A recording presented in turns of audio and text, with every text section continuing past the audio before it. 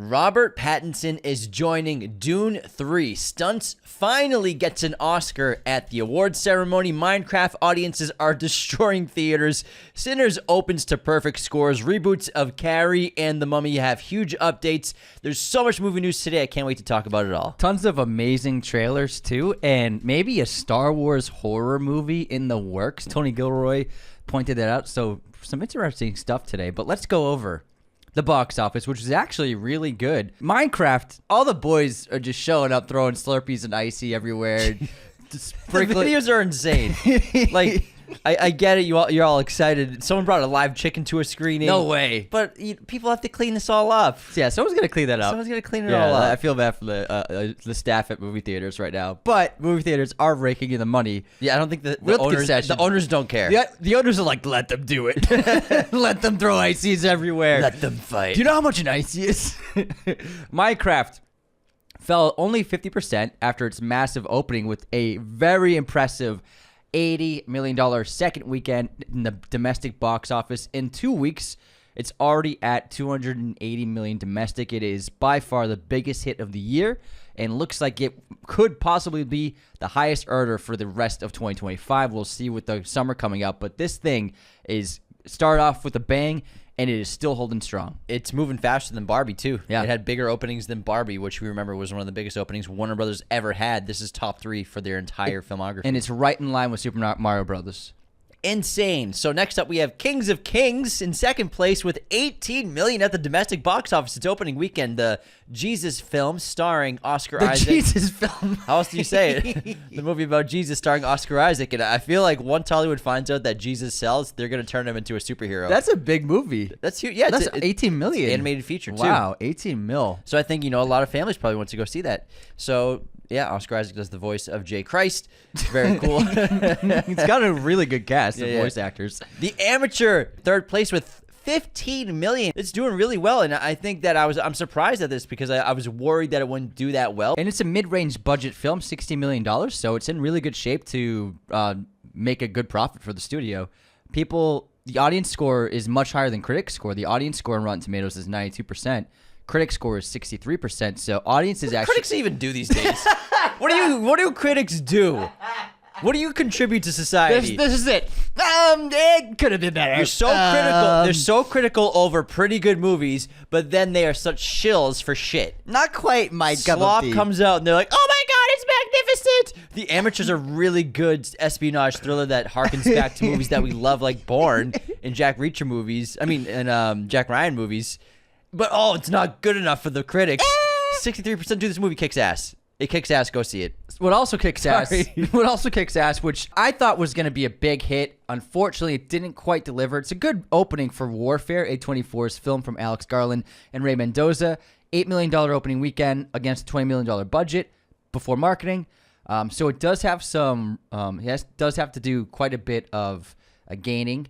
However, it's awesome. Has to hit the gym, man. It's gonna hit the gym, get the gains. I was expecting this to. I thought this was gonna open at $20 million. Really? I thought it was gonna really have a big box office splash. The trailer's great. The marketing's really incredible. War films generally do well, and hasn't been one in a while. So, I think the box office has opened up for something like this. And unfortunately, it didn't quite land with a big bang. Although the film does. This is an incredible film. The best film of the year so far. Warfare, way above anything else. It's unbelievable. It's the best war film I've seen since Hacksaw Ridge. You gotta see it in theaters. I saw it in IMAX. If you can see it in IMAX, do it. I'm telling you, it's unbelievable, an immersive, incredible experience. I couldn't recommend it enough. If you're gonna see something this weekend, go see Warfare. If you can handle it. It's very intense. Yeah, well, I think that it wasn't probably marketed as strongly as other big war pictures. 1917 had a huge marketing budget. Hacksaw probably had a really big one too. And it's more of an unknown situation. It's really just a specific operation. But that's just my guess of why it didn't do so well. Plus, Minecraft is just destroying at the box office. And I'm sure a lot of people that are seeing Minecraft would see Warfare. So I think it's going to do pretty well over time. I think that it's not a terrible opening. $8 million, that's half the budget for its opening weekend. There is an overlap with the amateur audience, I would say. I think so, too. Yeah. Amateur and Minecraft audience, too. So I think Warfare will do fine. Civil War did great. You're right. It had legs. Civil War didn't have actually had a pretty good opening. $25 million. Biggest opening weekend. Ever. that was a alluring film. I was expecting that kind of opening for Warfare. Yeah, I wasn't expecting that at all. I think it's going to do really well at the box office. I'm seeing it this weekend. I cannot wait. I hope it does. Ecstatic. I hope it does really well. Ecstatic to see this film. And then we have Drop. It's finally over. We don't have to watch the trailer anymore. Blumhouse's I'm so latest happy. for Drop. Or for, I've seen it 20 times. Yeah, I've seen a lot of Drop trailers. It looks good, but like, oh my god! Every time I've been to the movie theater, Show up later, dude. hey, yeah, you're right. It's on me. Blumhouse's latest horror film just dropped in theaters. Get it? Really good opening weekend. $7.7 million on this pretty low budget film, and I'm excited to check this one out. It looks like a fun movie. Yeah. It looks like a good time.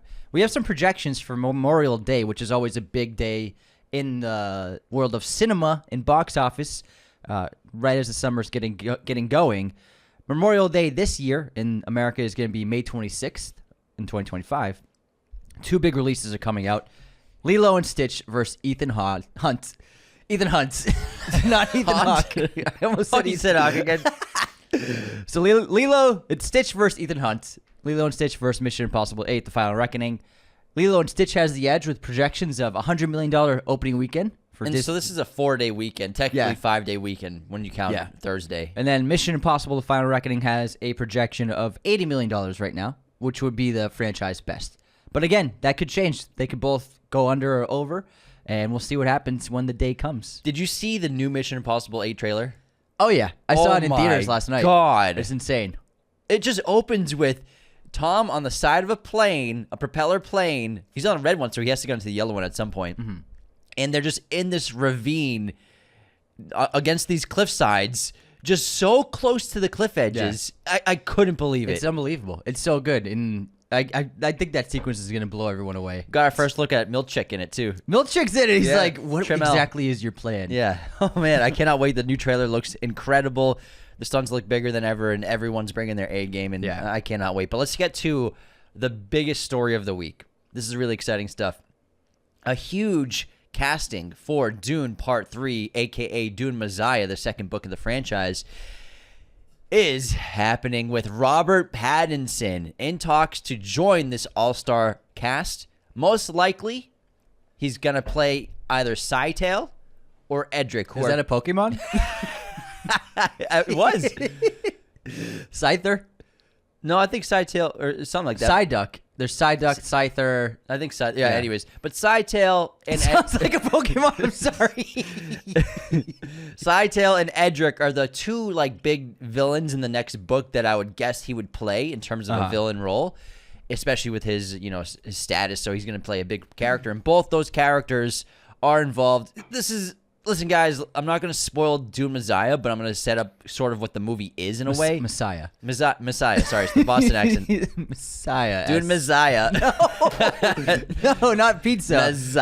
Messiah. You're all going to hear about this soon. Like the Duncan, Idaho thing already got spoiled. This is just the synopsis of the movie where there's going to be a conspiracy to bring down Paul. Yeah, I mean that's not a surprise. That's the someone else wants the throne. I get it. Dune Messiah. I'm not spoiling it. That's literally just the plot of a 60-year-old book, guys. Do you see how much flack we got for spoiling Project Hail Mary for reading the film synopsis? The synopsis says it all. For reading the film synopsis. Wait till you see the trailer. They're spoiling it in the trailer. So, anyways, but Scytale is a shape-shifting, face-shifting character who has a lot of influence in the galaxy, and he's working with other characters, including a character called Edric, who are trying to bring down Paul from his empire.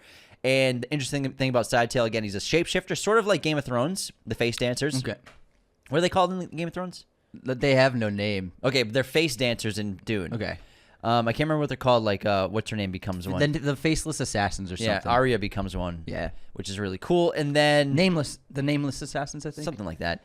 So face dancers in Dune, that's what Scytale is. And then Edric plays...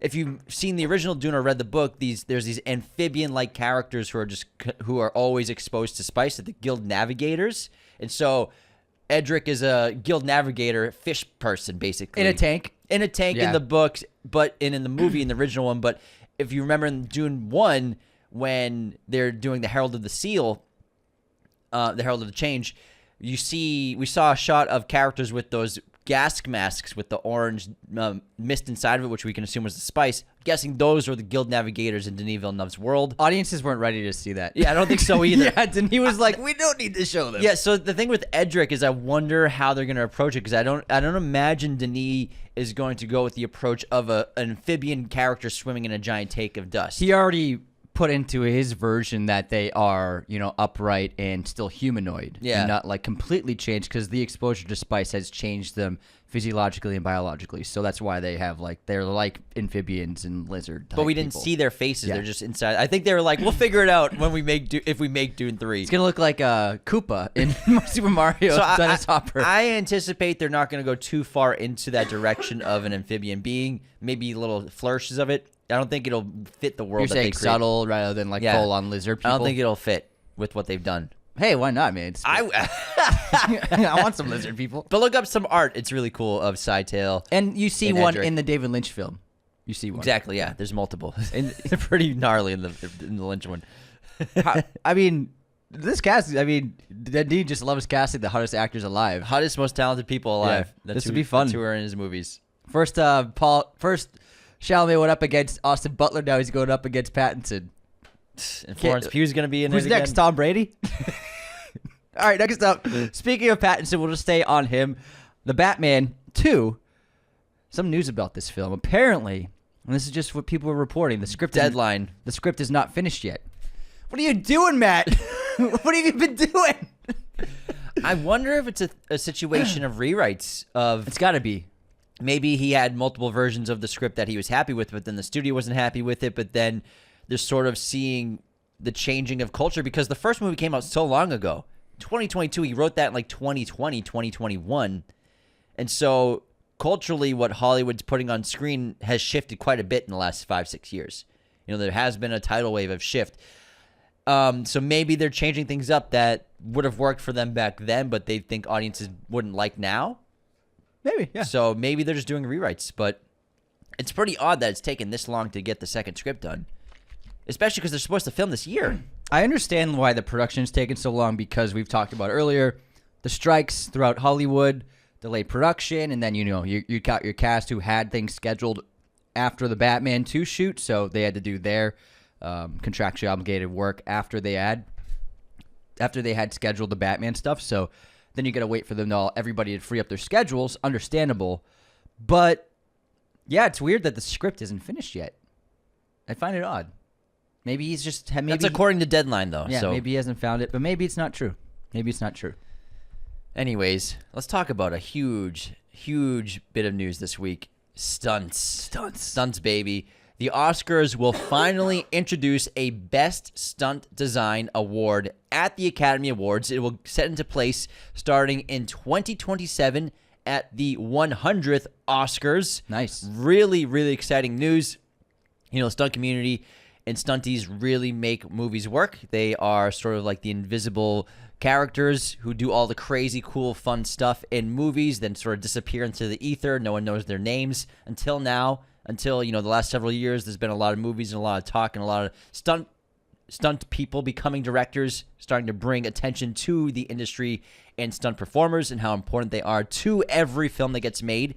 And this is really exciting stuff. My assumption is that it will go to the stunt coordinator of the movies, of whatever wins the award, versus individual stunts, because it's kind of hard to pick individual stunts, I think, maybe after that, because there's so many. Yeah. And there's so many people that do stunts for the same character in movies.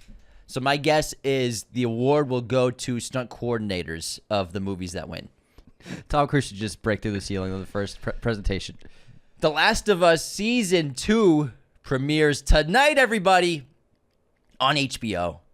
I cannot wait. As a massive fan of the game franchise and the first season, I'm excited to see this show, finally. It's been getting great reviews from people who have seen the first couple episodes at premieres. They've also renewed it for a Season 3 at HBO already, which we already knew was going to happen. How do you feel about 7 episodes? It's only 7 episodes? 7 episodes. As long as they... 7 episodes is fine with me, as long as they don't do what they did last time, where 2 episodes weren't involved with the main storyline. Where they had the flashbacks, the Bill sequence, the Bill episode with his partner, and then also Left Behind, which were great episodes, but they weren't part of the main storyline of the game and of the show, of what I thought. Which was 8 episodes in total, I think. Yeah, So, so then it was 6 devoted to the the actual narrative. game versus this 7. I think that this season will probably be setting up all of the characters and all the players, especially Abby. I think she's going to be a big part of this season. So, because they have to set up, if they're going to do 3 seasons of this one game, they have to set up all of the characters. They have to set up all the factions, the Seraphites, Wolf. They have to set up a lot. So I think that's what this first season is going to be. And I have 2 big question marks. Not that it's a problem, but I'm just curious. In any of the trailers, haven't seen the stadium. We haven't seen the aquarium. That's a good point. 2 major environments in the game. So I'm wondering, are they fitting those in yet, or are they waiting for the second season to fit those in? Because I haven't seen any of it in any of the marketing. I think you got to. I think the stadium would be in the first season probably. Yeah, I feel like it. Because if you're going to have Abby in it, I guess. I mean, We'll it could see. be. I mean, it could be for the first interaction with Abby, where it's that chase before she goes back to the stadium. Maybe they stretched out that storyline in this season, and then Who knows? Maybe she's only one episode. I have no idea. Yeah, I maybe she's not in it.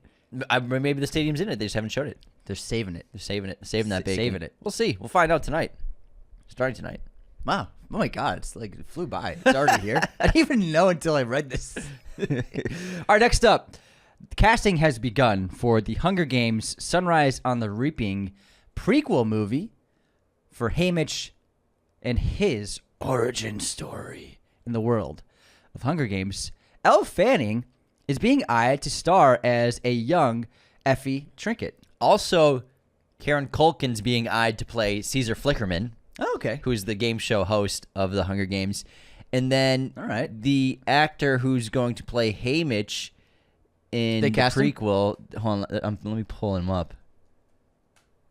Dun, dun. Can't remember. Drum his name. roll. They're looking at Woody Woody Harrelson. Harrelson. They're just going to put a wig on him. Just kidding. It's a good joke.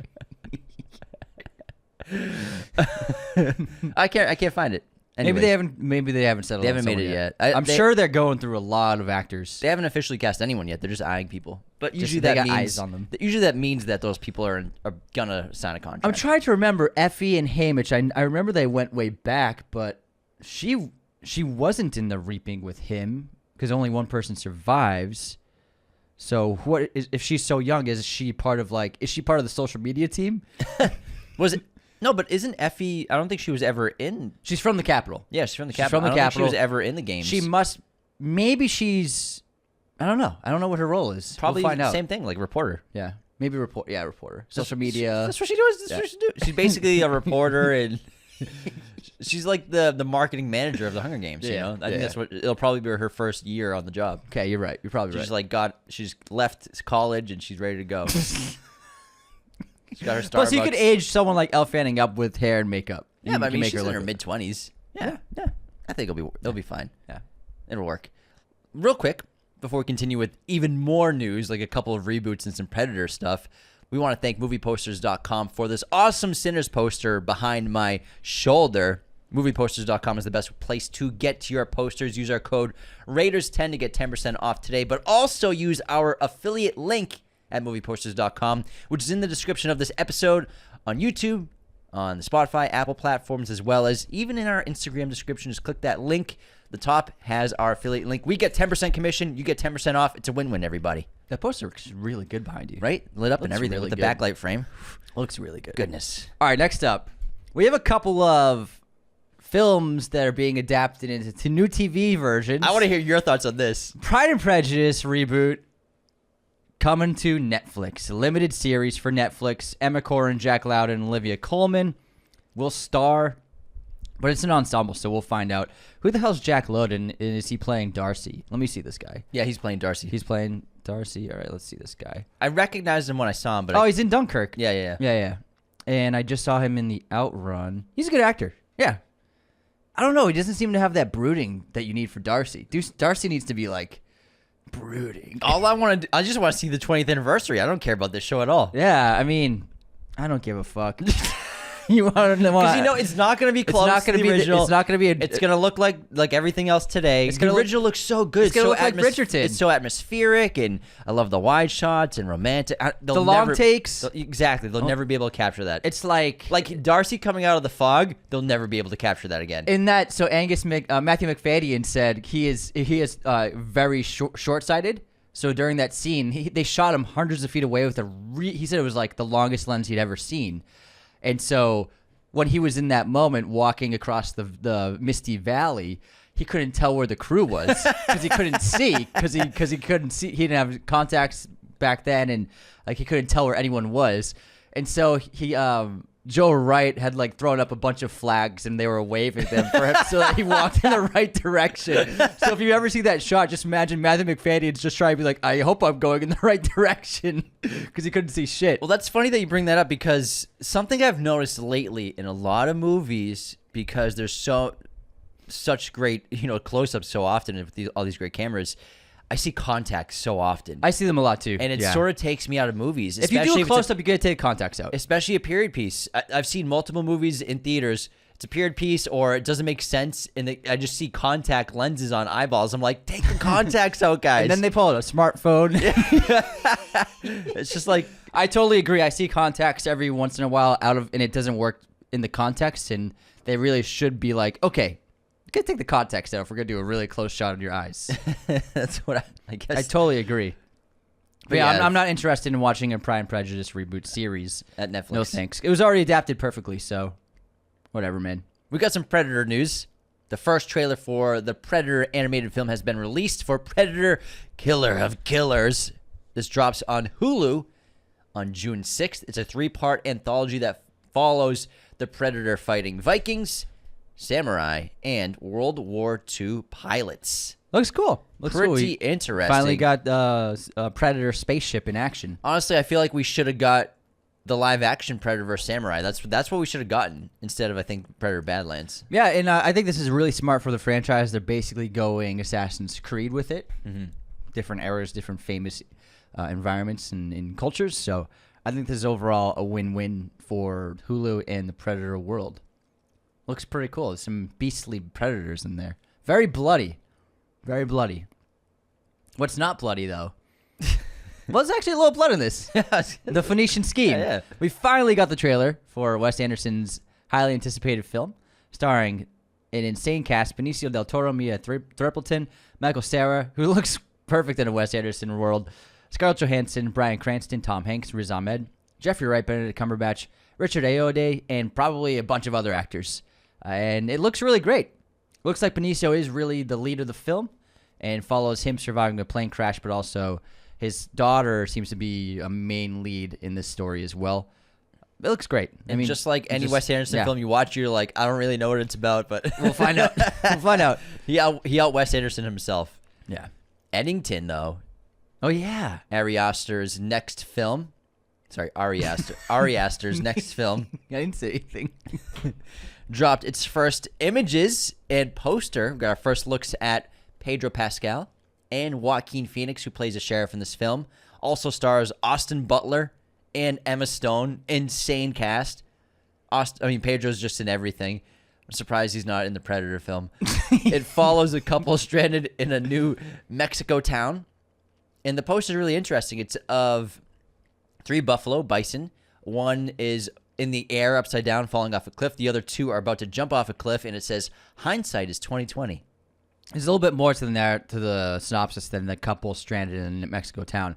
So Pedro Pascal and Joaquin Phoenix play rivals in the town. Pascal's the mayor who's running for office again, and then Joaquin Phoenix is the sheriff. They're having some kind of big fight and some kind of tiff, and it's going to lead to some crazy climactic ending.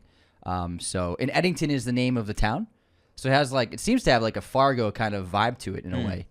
So it looks like those two characters in a way come to this climax of maybe violence or something crazy happening, but that's all we know. But it is centered upon this big rift between the two characters. Copy that. What's the Star Wars horror project, Anthony? Lucasfilm apparently is developing a Star Wars horror project. Tony Gilroy gave a little hint, kind of by accident, on red carpet interview for Andor, where they asked him what he'd like to do in the Star Wars world, what other kinds of stories, and he threw out some ideas. And they asked about horror, and Tony Gilroy said, "Oh, they're already working on that. They're working on horror right now." So we might be getting a Star Wars horror project, film, or series sometime in the future. That would be cool if you had a bunch of stormtroopers or a company of soldiers on a random moon or an asteroid or a planet, and it's sort of alien. It's like it's Star Wars, but alien. Contained. They get it's contained. Like make the stormtroopers good guys for once. Yeah. You know what I mean? Make them the heroes of their story, even though they're villains, but they're trying to survive against like a xenomorph kind of alien or aliens like that. I love that. That would be cool. I love it. I would see that. I mean, it doesn't always need to be big in scope. It Yeah. can be small. Exactly. I think that'd be sick. So we all know all these theme parks and amusement parks are getting bigger and bigger, but there's one coming to the United Kingdom. Universal Studios is building a park. And Oh, they don't have one there? no, Wow. not for Universal Studios. And the rumored lands and attractions are coming out, and there's also a map, a previs map, and they're going to do Minions, Paddington, Jurassic World, Back to the Future, Lord of the Rings is getting my God. one. Why is there no theme park yet of Lord of the Rings? Here we go. And then James Bond's getting a stunt show. Oh, this is great. Well, I'm looking at the map right now. This is pretty epic. So did you see how they beefed up the LA Universal Studios? Recently, what'd they do? Yeah, they have a How to Train Your Dragon world now. Oh, that's so cool. And they have animatronic Toothless that you can interact with, and he like interact. Someone must be controlling it live because he interacts in like very nuanced ways with the people who like take photos with him and like pet his head and stuff. We're going very soon. I've been in since Horror Nights. I went last year, Horror Nights, but I didn't do the whole park because you just go at night. I haven't been in for a while. It's a good time. Yeah, we're going in 4 days. It's great. Shit, you're right. Damn. Fuck yeah. We're getting picked up too. Disney, then Universal. Yeah, we don't get we can drink.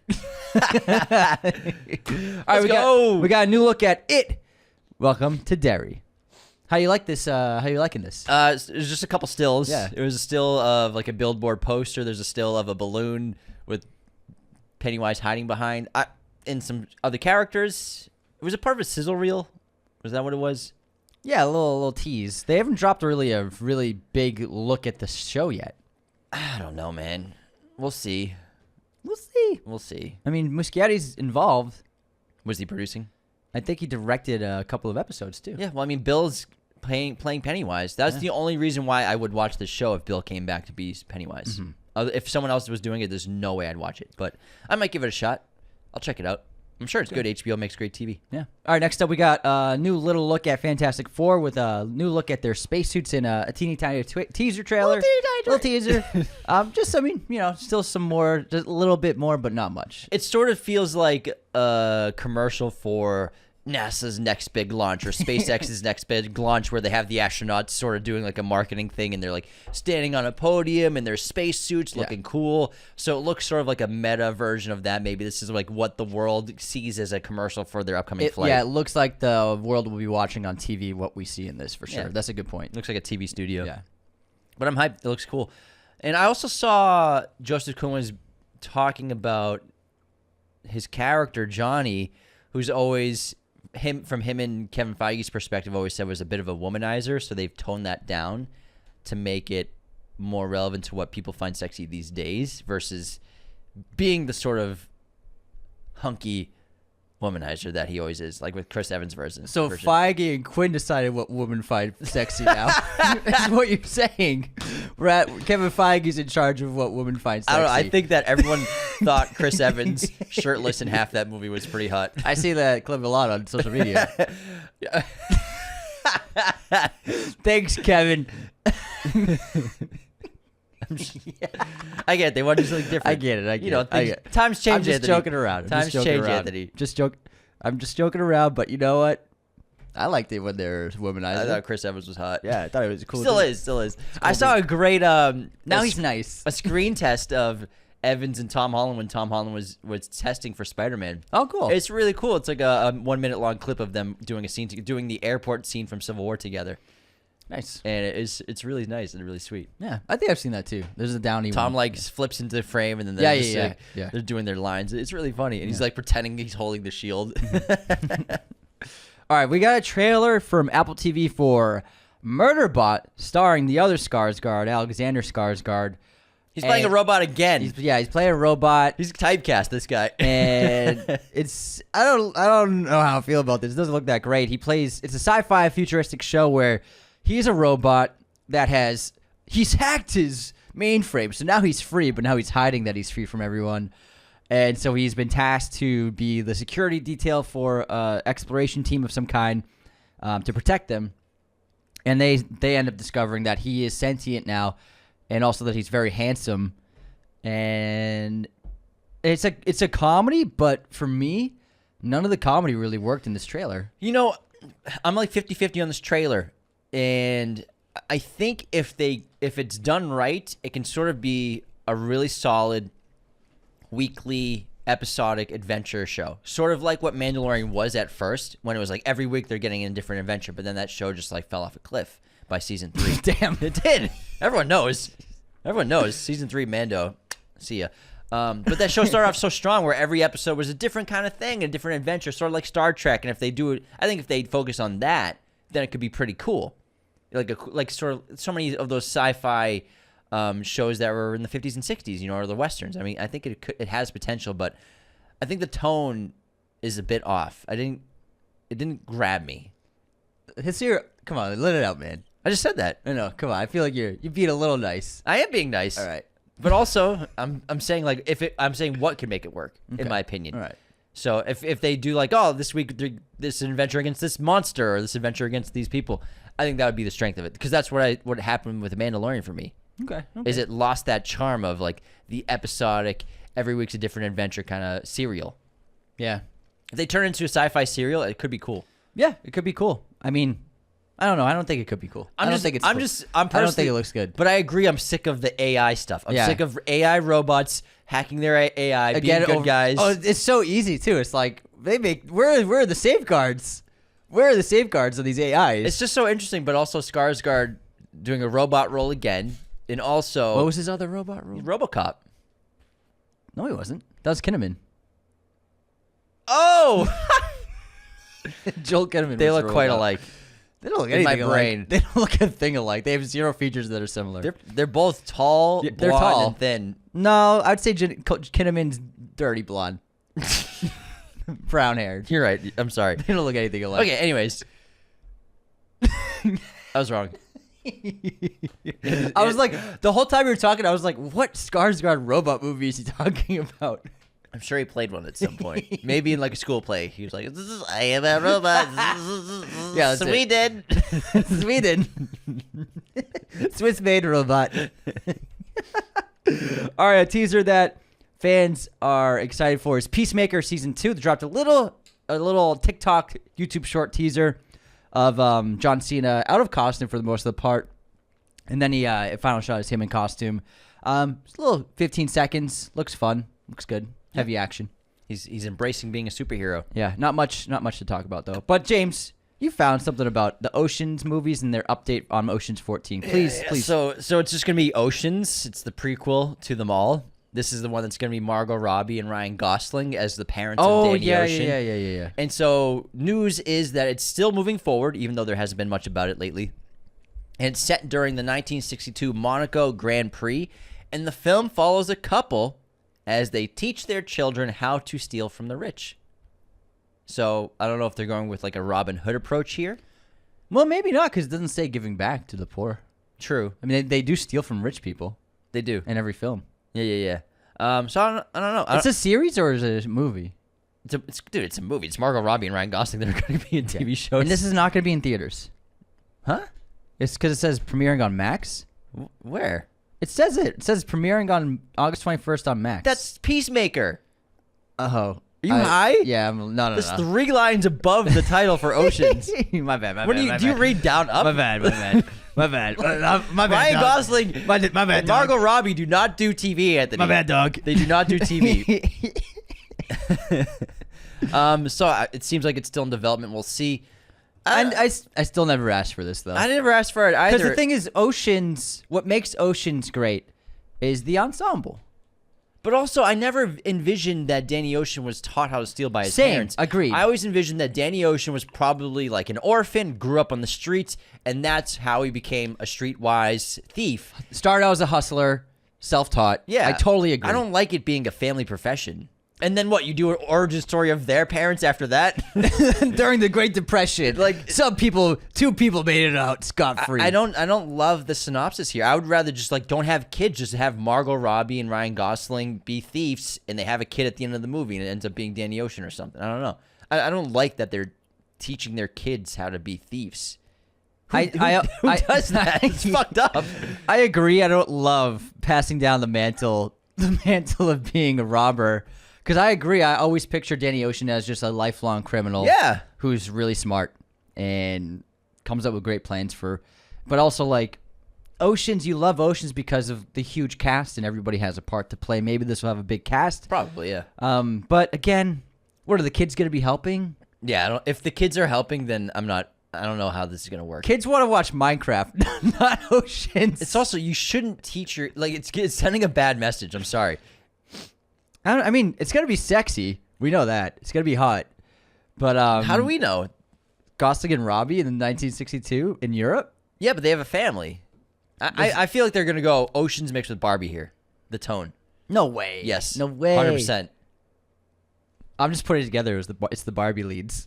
That's what I'm saying. Putting this together. That's what I'm saying. It's gonna be that tone. I guarantee. It's gonna be light and family friendly. I'm calling it. Man, calling it. Come, little Danny. Come on, little Danny. This is how you pick a lock. So I don't like it. I don't know. I just want. But maybe it'll work. I just want Ocean's 14. Honestly, That's all I want, man. I just want Ocean's 14. Just have Ryan Gosling join Oceans. Yes. Yes. Imagine you have George, Brad, Matt, and Ryan as the leads of a fucking movie. Holy shit! And Don. Inject it into my fit. Yeah, and Don, everyone else, and Casey, and the whole crew. Oh my god. I just want Ocean's 14. 14 dudes doing a heist. That's all I want. Is that so much to ask? Well, you can bring Julia Roberts back. Oh yeah, Julia. Well, yeah, my idea of Julia Roberts and Catherine Zeta-Jones Come back, joining, yeah. and they're helping. Yeah, there you go. Add to the Ocean's 14. Yeah, dude. That's all I want. You have some chicks in there. That's all I want. It's not their fight. It's not their fight. It's not their fight. Dude, I love Ocean's 13. They literally just like cut off the female characters Immediately. in the opening of the movie. Within It's like, 30 seconds. It's like, all right. I guess they don't exist anymore. God damn it, it's a good movie. It is. It's a good movie. All right. My favorite trailer of the week. Here we go. So they dropped the trailer for Havoc, Tom Hardy's new film with Gareth Evans, last month. Director of the Raid. There were a couple of shots of the action, but it was mostly story, and I was like, man, they must be holding on to some crazy gore and violence. They dropped it with this brand new trailer of Havoc, where Tom Hardy is destroying dudes. He is laying into them. There's blood everywhere. Incredible fighting. I think this looks outstanding. Looks really epic. It looks like the epicness of the Raid 2, but a little bit more smaller in scale, where that one went so wide. I really like the tone of this. I like the idea of mobsters. I love the mobster genre. So we got a turf war between two mobs, and Tom Hardy's caught in the middle of it. A young guy he knows is accused of basically starting a turf war, and so the Asian gang wants to take him out. Well, a little more than that. little more It's a than that, corrupt cop politician movie too. as well. Hardy's a cop, plays what looks like a detective, and it was probably a chief of police. It's his son. Yeah. And he's like, That's it. I got dirt on you. If you don't get my son back, then I'm going to release all this dirt on you, and you're going to go down. And Forrest Whitaker is that guy. Yeah. And so there's a turf war, and this young guy is caught in the middle of it with both gangs going after him, and Tom Hardy's trying to get him out of the city alive. I love the concept. Yeah. That's a really great conflict, really fun-sounding plot, and I'm all for it. And Tom Hardy, oh my God, he's messing these dudes up. He rocks it. Oh my God. The action looks so exciting. It looks fresh. It looks original. There's a lot of, you can tell, green screen and also CGI blood and stuff like that. But it looks really good for the most part, and it looks really solid. And I'm very much looking forward to this. You know, I love The Raid and The Raid 2. Those movies are so fantastic. And to have Tom Hardy in a Raid-esque kind of movie. Comes out in 2 weeks. Sign me up. On Netflix, though, right? Yeah. Maybe they'll do a little theatrical release. I'm going to keep an eye out for it, but Yeah, it's I would April love to see. 25th I would love Netflix. to see this in theaters. Me too. All right, next up, I saw the trailer for Bring Her Back. I'm so curious. The follow-up to the Talk to Me directors, their follow-up film to that film. They dropped a teaser like a month ago, right? But this was a full-length trailer. Red Band or? Oh, it's Red Band. Nice. There's a lot of blood. And I thought it looked really great. It looks like a very strong follow-up. The imagery is very, very powerful. This is going to be the Sally Hawkins show. She's killing it, and she just chews up this movie.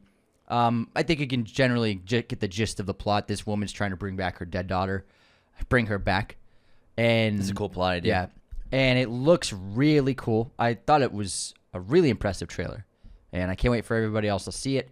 I saw it last night when I saw it. It was before Warfare. It looked really good on the big screen, so I have high hopes for this film. It looks really awesome. You made a short film when you were like 19, kind of like that, where it was in your in your film class, where it was a guy brought his dead wife back from the dead. It was it's like based off the Deathly Hallows. It was called Hollow, right? It was called Hollow. Yeah. I remember I helped you on that. Yeah, we shot it at our house. Yeah, in our apartment. It didn't. You acted in it too. Yeah, I acted in it, and you did the camera work. Yeah, that's right. And that's film school. You have no one else to act. I remember you had like the cliche taking pills in the bathroom scene. Oh my god. Oh man, 19-year-old Anthony just popping pills. I'm so sad.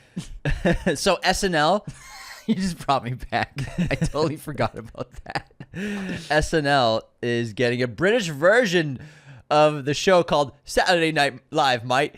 It will premiere in 2026. Lorne Michaels will executive produce. Saturday, mate. Come on, mate. All right, Cannes 2025 just finally dropped its huge slate of films in competition. The most amount of feature films ever were submitted to the festival. 2,909 films were sent to the festival. Fucking hell, lad. It took them 8 years to watch these movies. I know, right? Holy fuck. Whoever's on the judging committee, they were like, I did not know I was signing up for this. I mean, a lot of them that get selected, they don't watch. You know? Yeah. Like Ari Aster is getting his movie in no matter what. There are filmmakers that it's like Linklater's getting his movie in. You know what I mean? It's just, and also celebrities help. It's a film festival. You know, celebrities. Mission Impossible is getting in. Well, Mission Impossible is out of competition. Okay, so it's just there for funsies. Yeah, 2,900 films were submitted for competition. But they always open up with a big release that's out of competition. Like Indiana Jones. Top Gun Maverick was the opening night film in 2022. So it's not this is very common.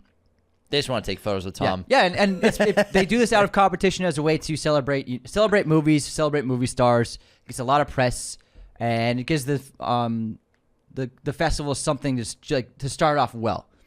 And they chose, like you said, Mission Impossible: The Final Reckoning to open the festival, which is gonna be insane, because then we'll finally get to hear the first reactions to the film in a week. People will see it for the first time in a week. And then it comes out in a month. No, not in a week, in a month. Sorry. Yeah. So the festival starts in the second week of May. Mission Impossible comes out at the end of May, so we'll get to hear reactions to it.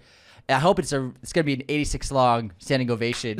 Camera right on Tom's face. The cameraman just going from person to person, right up to their face while they awkwardly smile. Now, the rest of the films in competition here are the big highlights.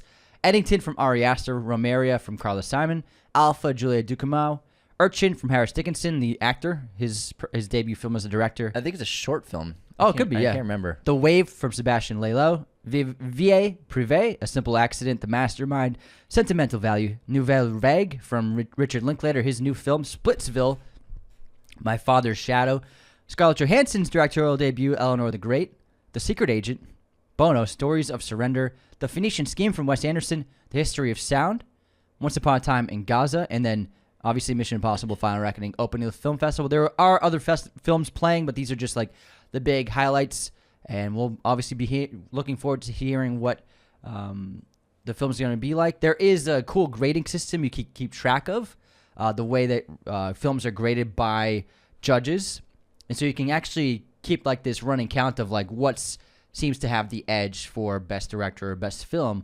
Obviously, last year, Anora took away and won a bunch of awards as a big hit and then destroyed the Oscars. But this is a great sign to see what some of the upcoming huge films will be coming out later this year for Oscar contention. And then a little synopsis on some of these. So The History of Sound is a movie starring Paul Mescal and Josh O'Connor. It's a romance. It follows the relationship between two men who traveled together in the summer of 1919 to record folk songs.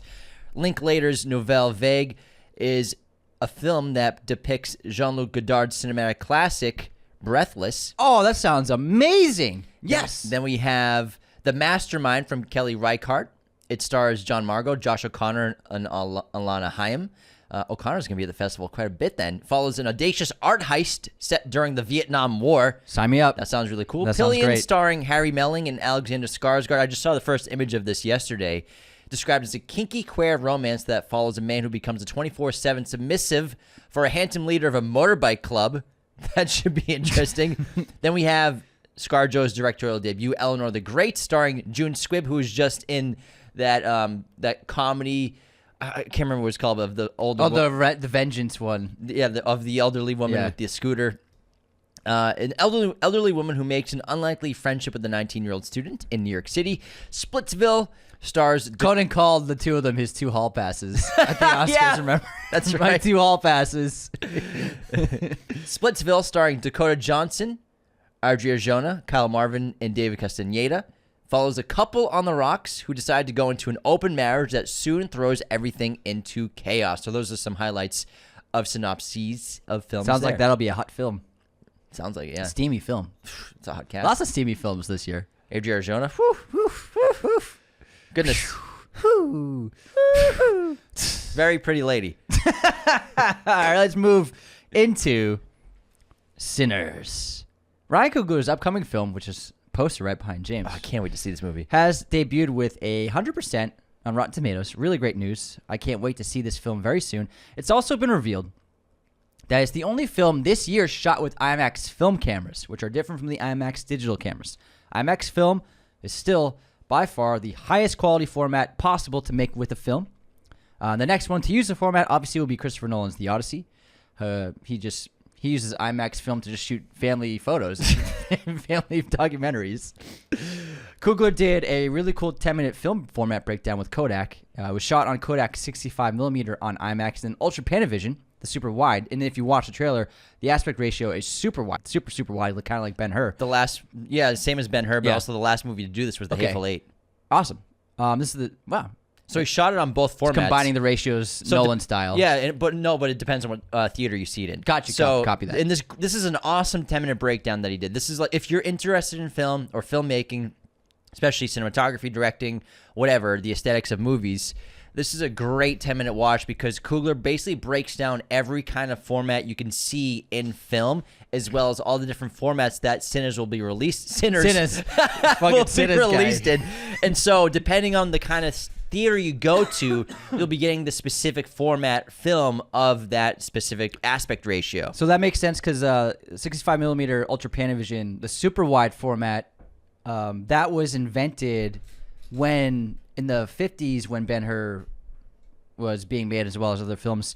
It was a very expensive film format to make because it's the lenses. So if you got 65mm film and then the super wide lenses, which really stretch the image and make it like you think anamorphic is wide. Look at this. And so Ben-Hur and 10 other films were filmed in that format because it was so expensive and they could only project it in so many theaters. Like it was really made for theaters like the Cinerama Dome because those theaters had the wide enough screen to really display the entire image. So if you look at Ben-Hur, which is one of the best shot films ever, it was shot in that extremely wide format, the combination of the film stock with the specific lens package that made it look really wide. So it does affect how it can be projected. Back then it was super expensive, but it looks amazing. If you see it in the right format, it looks outstanding. So I'm really excited that, we got this. We got, what's his name who made the Brutalist? Brady Colbert going back to Panavision. Paul Thomas Anderson using Panavision. VistaVision, for both of their films. So I think that it's really great that filmmakers, especially Coogler, who has a lot of sway now, can pull really large budgets and make huge spectacle going back to the older formats. And again, I think Chris Nolan and Tarantino are really so influential for filmmakers in really paving the way that like you don't have to do it the new way. New tech doesn't mean it's better tech. Just because it's new doesn't mean you have to do it. And in a lot of ways, I think, especially Chris Nolan for making the biggest movies of the century, with old filmmaking techniques and you're still using film stocks, it's really important to filmmakers. And this is an example of like a huge giant vampire movie being filmed in a way that movies were made 70 years ago. It's so cool. Yeah, and I'm dying. No, you're good. It's a great explanation. And it's a great watch. He even goes into detail on 4DX versus Dolby. And, he talks about, Anthony's talking about, 35 millimeter, let alone, that alone is just having a big comeback lately. A lot of films are shooting with film again. And the studio has a great episode about this in episode 4 of the Apple TV show. Oh, I can't wait. I got to watch it tonight. Of The Real. It's so funny. But, Coogler, it was so cool to see a director really break down. It's basically a film lesson. I've never seen anyone explain it that well before, or that in depth before, outside of like a YouTube video of someone on like at their desk. Video essayist. But to actually see someone he had every kind of film celluloid with him. He was explaining it. He was explaining how, IMAX 65 is the reels are horizontal when they're shooting, which is really cool. And also, great information about filmmaking, which is so sick. And definitely check it out. Kodak did it. They made the film, obviously, for the IMAX cameras and Ultra Panavision. It's the first film ever released combining both ratios. But depending on what format you see this movie in, be very, aware of what format you want to see. If you want to see that ultra, I want to see it in both. I want to see it in both 65 IMAX, but I also want to see it in ultra wide as well. Mm-hmm. I love Ultra Panavision whenever you can see it, and I love super wide film. So that's always a different kind of experience, which I think, of course, I love IMAX because it's as big a frame as possible, but there's something about super wide that I love. Yeah, I think both formats would be interesting. Absolutely. Check it out. It's all over the internet. Let's talk about The Mummy. The reboot is getting some new castings. May Calloway has been cast in Lee Cronin's The Mummy movie. This hits theaters in April 2026, 1 year away. Yeah. She's becoming a big Egyptian actress. She was in Moon Knight. Yeah, she's in Moon Knight. She was also in Gladiator 2. Most of her scenes were pretty much cut. Yeah, she was in the you're right. background She a few was times, so she was a big cut actress from that film. But I'm guessing she'll be a co-lead. Especially with Jack Rayner. Yeah, and especially since they cut the production on Moon Knight, she's going to be able to do more films now. Yeah. And I wonder what route they're going to go. Do you think they'll go original format, make her sort of an Egyptologist, and Jack Rayner sort of an adventurer, sort of kind of guy like Brendan Fraser, like O'Connell? Or will they reverse it, sort of like what we're seeing with the Jurassic Park movie, where he's the Egyptologist and she's the adventurer? Neither. I bet she's the mummy. Oh, that's a good idea. It's good. It could be a good role. There you go. I didn't even think of that. It's a good role. Even though the original mummy, it's a great role. Yeah. All right. Here's the other TV series adaptation of a great film. After a legacy reboot. So we already had the reboot 10 years ago of Carrie. It's not enough. More. We'll get it right this time. We're going to do a TV series. By the way, De Palma already nailed it, but that's just, whatever. Mike Flanagan is making a Carrie TV series for Amazon Prime Video. It will follow 8 episodes and begin filming this summer. Summer H. Howell is in talks to star as the lead. Let me see who this is. I've never heard this name before. I've never seen anything she's in, but she's in a bunch of movies and TV as a child actor. Okay. But she's in her early 20s now, I think, so she's the right age to play a teenager in Hollywood. Are you 22? You can play a 16-year-old. Here we go. That way you can work all day. 14-hour days, no problem. We can't have no 4-hour days. We don't have to give you education on set. Fuck it. So, again, just like Pride and Prejudice, I don't want to watch it. I don't care. I don't want to watch it. It's just watch Brian De Palma's Carrie. It's perfect. It's great. Sissy Spacek is the perfect Carrie. His directing is sensational. It's an outstanding horror film. What I do want to watch is Death Stranding. So A24 has landed the film rights to Hideo Kojima's iconic game. Michael Saransky is set to direct this live-action game adaptation. He's on fire. For A24 and Hideo. He's on fire. Yeah. He did Pig, and then he did A Quiet Place Day One. He just finished Death of Robin Hood. Yeah, that's right. Yeah. So he's a very hot director right now. Yeah. In demand. So hot. This is a cool adaptation. I think that there's a lot of potential here. Hideo's a very cinematic game designer anyways, and so this game has such cinematic quality to it already.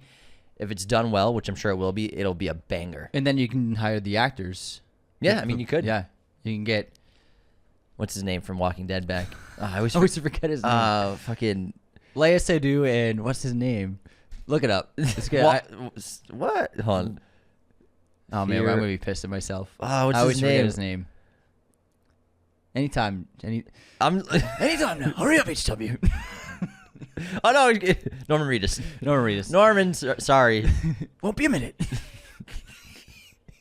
All right, next up we got a trailer for Stick, Owen Wilson's golf comedy. Pretty fun scene. Didn't really show anything about the story, but it shows that he's a former pro golfer who now works at a golf shop, and he's given an inspirational speech, and we end up seeing that he's giving it to someone he's trying to sell golf clubs to. And he's telling the guy who's stocky and large that he's in an incredible shape and amazingly fit, and he's You're like, country strong. Yeah. I've never been to the gym. My wife says I have a little too much weight on me. He said, no. She said that. You know what I see? Power. Yeah. This is pretty funny. Looks pretty good. Funny. Yeah, pretty good setup. In this movie, he will be taking over a young golfer's journey and helping him become. I don't know what he's going to be a coach for a young golfer. Yeah, exactly. There you go. Yeah. I don't know what I'm saying. Did you see David Fincher's latest commercial? Oh yeah, wake up, baby! New David Fincher in the internet. He did an ad for Xbox, and it focuses on a humanoid rat. And once he starts playing Xbox, he becomes human. It's like the whole society is like they're rats, except for a few people who like he keeps seeing like a few like human people, but they're like doing something fun. They're like gaming. They're gaming, and he's like what's going on? Who are these people? Why are they enjoying themselves in the world? And it has like a very cool 1984 feeling to it of everyone just being a cog in a machine. Yeah, mixed with the Snickers commercial. Yeah, mixed with a Snickers commercial. It's like when you're hangry, you're not you when you're hangry, but you're a hungry, rat. just hungry. Yeah, you're a rat when you're not gaming. Yeah. And then he finally comes home and plays Xbox, and he turns into a human again. So it says, "Wake up the human inside of you." Obviously, It's a gorgeous commercial, honestly. really good, really well directed. He knows what he's know what he's doing. Yeah. See the first still for High and Low, Spike Lee's remake of I did not. the Kurosawa film. It's a shot of Denzel on a subway with the Yankees hat and sunglasses on. That's all. But we got our The Big Sunnies. our first still from High and Low, the remake, starring Jeffrey Wright, Denzel, A$AP Rocky, and Ice Spice. Okay, looks like he's trying to go incognito in this shot. Seems like it. Yeah, seems like it. That's just Denzel on the subway. So we have it's not from the film. We have our latest Kool-Aid movie announcement. Hershey's. Oh my god. A Hershey's chocolate movie is in the works, starring Alexandra Daddario and Finn Wittrock, directed by Mark Waters, who made Mean Girls. It's going to be about the couple that started the Hershey's company and built the chocolate empire. Cheetos, Pop-Tarts, Hershey, Pepsi, Coca-Cola, the rivalry of the century, Lunchables. Dunkaroos. Who made the first Lunchable? Sally Start made a Lunchable for her kid, then she started an empire, but things went wrong. Cocoa for Cuckoo for Cocoa Puffs. Captain Crunch, except it's a real captain on a ship. Count Chocula. I can't wait for the breakfast cereal movie trend in 10 years. Jesus Christ, who gives a fuck? I don't care. All right, something I do care about. I Am Legend update. Will Smith says that Michael B. Jordan will not play his son, which was the rumor. In I Am Legend 2, he said Michael B. Jordan's character currently is the head of a new settlement. So there's a settlement in Connecticut. That's all we know. Yep, that's all we did. We got some Megan news. Megan. This is going to be a new viewing experience for a couple theaters. Megan will be re-released in theaters, the original film, for one night with Movie Mate technology. This will allow moviegoers to second screen with a Megan chatbot on Instagram during the film to access exclusive content, trivia, and BTS info in real time. See, remember we were talking about how Regal's going to open up texting sections? So I looked into it. It's texting theaters, Gotcha. not sections. So this is what I think that theaters are going to start testing out, integrating social behaviors today, being on phones with theater experiences and mixing the two and trying to So it's like smoking and non-smoking. That's what I think we're going to head. Non-texting. I think that's where we're heading. Hey, if it helps the industry, and increases revenue for theaters, I'm for it. So like the thing with Minecraft is like I see people online saying like it's just slop, it's just trash and what's happening to the film industry, but it's like they made a movie for teenagers, like young teens. You know, young teens they're not going to go see an Indiana Jones movie. They're not going to see the movies that we love to see. It's okay to make a movie for 13-year-old boys. There's nothing wrong with that, you know? They deserve to see movies that they want to see. You know what I mean? Yeah. So I don't think there's anything wrong. I mean, obviously we shouldn't be trashing theaters, and the etiquette needs to be a little bit more controlled and respectful. But, I mean, maybe they're not being taught to be respectful of, you know, public spaces. But they're not going with their parents. Yeah, obviously. exactly. But also, hey man, girls play Minecraft too. Girls play Minecraft too. But what I'm saying is like, I'm happy that Minecraft is making a boatload of money because it's helping the industry. Yes, Warner Brothers, unfortunately, but like every studio, they've been heavy IP for years now. But you know what? Warner Brothers won't be able to distribute or produce with their smaller companies not independent films, but smaller films, and then distribute independent films if they're bankrupt. Same thing with movie theaters. Movie theaters, again, like the perfect way to say it, would not be able to play great movies that I love to see if they're closed. They don't have. Yeah, they're not open. They're not open. So I think it's a great thing that Minecraft's making a boatload of money. And again, younger audiences, they want different kinds of movies, and they're gonna grow up watching different kinds of movies. But Minecraft is an example of like, okay, to get that young audience, which has been so elusive, because these are the kids who grew up. It's not their faults. But they grew up with TikTok. They grew up with Instagram. They grew up with YouTube. How could you expect them to watch a movie that doesn't have bombastic imagery and ridiculous comedy and insane novelty? It's just like, it's the same thing as like, how do you expect them to read a book for 2 hours? But it's also like expecting them to show up to an Indiana Jones movie just because. Yeah, exactly. And not making a great version of it, first of all, but also expecting the young kids to want to see it, which clearly they don't really want to. And kids don't want to. I mean, a lot of kids, it's like, I don't want to. So what if my dad likes Indiana Jones? You know, I like Minecraft. But and he's old to them. He's old. He's an old man. Why would they watch a movie with an old man in it as the lead? It makes. I mean, the legacy sequels. Except for Tom, he seems to be the most diamond in the rough kind of version of this. Yeah, because like Indiana Jones is like, they shouldn't make it $400 million movie. They should make it for $100 million, because the young audience isn't going to come. I think that Minecraft making a lot of money is great. It's good for theaters. It's good for the studios, so that they can continue making and distributing and buying smaller films that I like to see. You know what I mean? And again, you know, people complaining about Minecraft making a lot of money. I didn't see anyone see I'm Still Here. I didn't see anyone see that movie. I mean, that movie made no money. It was the best film of 2024. Good point. That movie played for 2 months and nobody saw it. Are you going to see I Know What You Did Last Summer? Absolutely fucking not. So we got our first look at the cast: Chase Sui Wonders, Madeline Klein, Jonah Hauer-King, Sarah Pidgeon, and Tariq Withers. I've never heard of any of these people.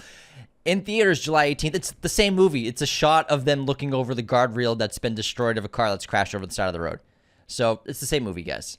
I don't really want to see this. Yeah, me neither. It's literally, at least do something different, but it's the same thing. Car crash over the side of the road. Yeah, there's a shot of them like one screaming and one looks very upset, being held behind a police tape.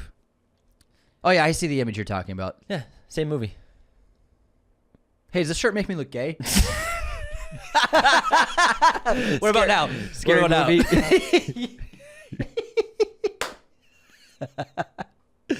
Oh man, I love it. It's so funny. It's so funny. Magic the Gathering IPs, baby. They're getting a movie now too, directed by Blackberry filmmaker. Another board game. Matt Johnson. Is intended to start the live-action cinematic universe of the franchise. I hate the term cinematic universe. I just don't want it anymore. Cinematic universe is this a board game or a card game? It's a card game, right? Yes. Magic. What is Magic the Gathering? Yeah, it's a card game. I've heard of it. I don't know if it's a full tabletop. I'm not sure, but I know it's cards. Magic the Gathering. It's a card game. Yeah. Yeah. Okay. Some Twilight. Yeah, it's like Pokemon, but for fantasy. Yeah. Twilight news, everybody. Twilight in Concert will tour across 60 cities in the U.S. this fall. All you Twi heads, get excited. The original movie will be screened with a 12-piece ensemble of rock and orchestral musicians on stage with over 1,000 twinkling candles. Twinkling. All right. Hawk Tuah news again. I can't believe we're talking about Hawk Tuah again. It's not our fault. The Hawk Tuah girl has been cast as herself in Glenn Powell's new comedy series, Chad Powers. I think it fits the culture. Like, why not? Yeah, but also people complain. It's like, this is what happens when you watch streamers. Go to the theaters. Go to theaters. They're not going to put her in a movie if it's in a theater. Just saying. This is the theater streaming war. This is what happens. That's what happens. You talk Hawk Tuah gets in a movie. You talk about giving a blowjob in a video, and then you're in a Glenn Powell movie series. Like, what the hell is the world? I don't know. What is the world? This is a weird timeline. Oh my god. Weird timeline. Like, you can't even write that. You can't. You can't even write that. It's unbelievable what our culture is. In good and bad ways. Whatever. More power to her. She's making her bag. I get it. Good for her. She's building $1 million business off of a drunk viral video. Unbelievable. It's nuts, man.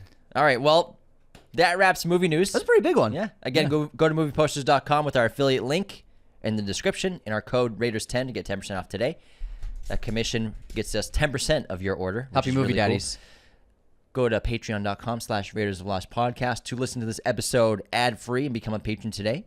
Subscribe on YouTube. Leave those likes, comments, 5-star ratings and reviews on Spotify and Apple are integral to the show as well. Plus, Instagram, TikTok, share videos, share everything you see. We appreciate it. Take care. See you next time.